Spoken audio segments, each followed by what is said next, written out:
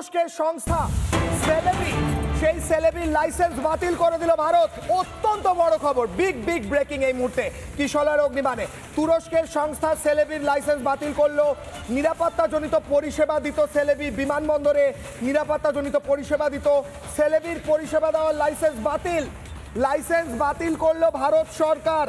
এই মুহূর্তের অত্যন্ত বড় খবর, তুরস্ক সরাসরি সমর্থন করে পাকিস্তানকে, এমনকি পাকিস্তানকে ড্রোন দেয়। সেই ড্রোন দিতে গিয়ে তুরস্কের দুজন খতম হয়ে যায় পাকিস্তানে। সেলেবির বিরুদ্ধে তদন্তের পর লাইসেন্স বাতিল, সেলেবির সঙ্গে চুক্তি বাতিল করলো ভারত। কোনো এয়ারপোর্টে আর সেলেবি কোনো রকম পরিষেবা দিতে পারবে না। কিশলয়ের অগ্নিবাণে এই মুহূর্তের অত্যন্ত বড় ব্রেকিং। ফিরবো আলোচনায়। স্যার যেটা বলছিলেন কমপ্লিট করুন, তারপর যাবো প্রত্যেকের কাছে। একদম, এটাও একটা বিরাট খবর কিশলয় দিলে আজ মানুষের কাছে। এটা জয়ের, এটা একটা বিরাট জয়। ভারত বারবার বলেছে we are not a soft state. মধ্যস্থতা কোনো বড় রাষ্ট্র হোক, মেজ রাষ্ট্র হোক, ছোট রাষ্ট্র, এইটা bilateral between India and Pakistan. খুব চুক্তিতে ক্লিয়ারলি লেখা, যদি পাক অধিকৃত কাশ্মীর নিয়ে কথা হয়, পাকিস্তান আর ভারতের মধ্যে কথা হবে। এবং যখনই কথা হবে, টেরর নিয়ে প্রথম কথা হবে, জঙ্গিদের নিয়ে কথা, যারা ভয় বিক্রি করে এই জঙ্গি সংগঠনের নাশকতা। এবং আমরা আজকে জানতে পেরেছি কত হাজার কোটি টাকা তাদের এই জঙ্গিদের মাইনে দেয়, এবং ভারতের বিরুদ্ধে এই জঙ্গিদের পাঠিয়ে ভারতকে বিগত 3 দশক ধরে কত ক্ষতি করেছে। সাধারণ নাগরিকদের, এই আমাদের নিজেদের মাটির রক্ত লাল হয়ে গেছে।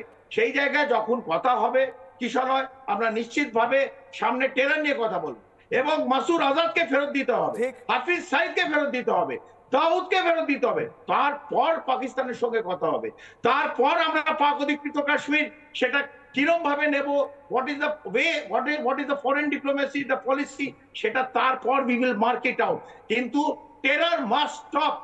টেরর পাকিস্তানের জমি থেকে ভারতের তরফে বন্ধ করতেই হবে স্যার। সন্ত্রাস বন্ধ, পিওকে ফেরত। আমি এখান থেকে একবার মানুষদার কাছে যাবো। মানুষদা, বালুচিস্তানের সঙ্গে ভারতের মানে যোগ ব্রিটিশ সময়, সে তো ভারতের ব্রিটিশ ইন্ডিয়া টেরিটরির মধ্যেই ছিল, ওটা বলছি না। আমি কালচারের কথা বলছি, আমি শিকড়ের কথা বলছি। মানুষদা, এই জমি তো আমাদের, এই জায়গা তো আমাদের, এই জায়গার সঙ্গে কালচারাল কানেকশন তো আমাদের। পাকিস্তান 1948 সালে জোর করে দখল করে এখন ওখানের মানুষের ওপর অত্যাচার করছে। মীর ইয়ার বালোচ বলে দিয়েছেন বালুচিস্তান স্বাধীন হয়েছে। এবার তো ভারত কিংবা অন্যান্য দেশগুলো রেকগনাইজ করলে স্বাধীন দেশ হিসেবে এমনি ওটা আত্মপ্রকাশ করে যাবে। আর কি করার আছে বলুন মানুষদা। ভারতের সঙ্গে বালুচিস্তানের যোগাযোগ 9500 বছরের। তার একটা বড় প্রমাণ হচ্ছে, প্রথমে ডিএনএগত প্রমাণটা বলি, সেটা হচ্ছে বালুচদের যে ডিএনএ তার সঙ্গে মহারাষ্ট্রের অর্থাৎ মারাঠা উপজাতিদের ডিএনএ সম্পূর্ণ এক। এবং মহারাষ্ট্রে ভাগনাড়ি বলে একটা সম্প্রদায় আছে যারা মুম্বাইয়ের কাছেই থাকে।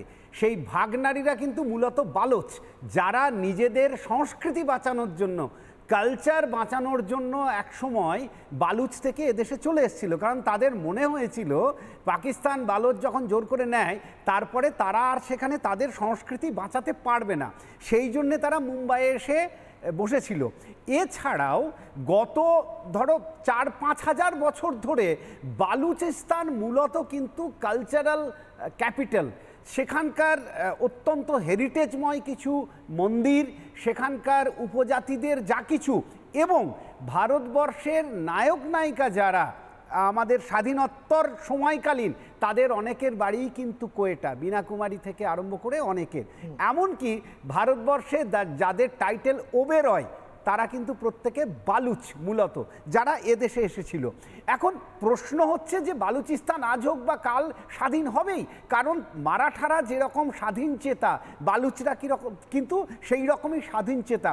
সুতরাং আজ হোক বা কাল স্বাধীন হবেই। একটা সময়ে পরপর সভ্যতার পতন শুরু হয়েছিল। বালুচদের উত্থানের মধ্যে দিয়ে কিন্তু সভ্যতার জাগরণ শুরু হবে, সভ্যতার পুনরুদ্ধার শুরু হবে, এবং সেটা আমাদের বিশ্বাস। এবং 7500 বছরের যে সম্পর্ক, সেটা ফিরে আসবে। বালুচ মূলত ছিল চন্দ্রগুপ্ত মৌর্যের শাসনাধীন, কারণ সেলুসিড গ্রিক যে যুদ্ধ হয়েছিল সেখানে চন্দ্রগুপ্ত মৌর্য বালুচিস্তানে সেনা পাঠিয়েছিল, এবং সেই কৃতজ্ঞতা স্বরূপ তারা চন্দ্রগুপ্ত মৌর্যের অধীন ছিল। এখন সেই চন্দ্রগুপ্ত মৌর্যের অধীন যদি আবার নতুনভাবে সভ্যতার মাধ্যমে জেগে ওঠে, তাহলে জানতে হবে যে পাকিস্তান যেটা বললে শুধু ভারতের জন্য থ্রেট নয়, পাকিস্তান গোটা পৃথিবীর জন্য থ্রেট হয়ে উঠেছিল। সুতরাং পাকিস্তানের পতন মানে সভ্যতার জাগরণ শুরু হলো। গত 1400 বছর ধরে যে সভ্যতা, একের পর এক সভ্যতা, ইরানের সভ্যতা, সুমেরু সভ্যতা, সিরিয়ার সভ্যতা ধ্বংস হয়েছে, সেগুলো আবার আস্তে আস্তে ফিরে পাবে। জড়োৎকৃষ্টরা আবার একদিন ইরান ফিরে পাবে। আমরা সেই আশায় থাকবো বালুচদের মুখের দিকে চেয়ে। একদম। নানা ধরনের কন্টেন্ট দেখার জন্য লাইক করুন, শেয়ার করুন আমাদের ফেসবুক পেজ, সাবস্ক্রাইব করুন আমাদের ইউটিউব চ্যানেল। পাশাপাশি অন্যান্য ব্রেকিং নিউজের জন্য অবশ্যই চোখ রাখুন রিপাবলিক বাংলায়।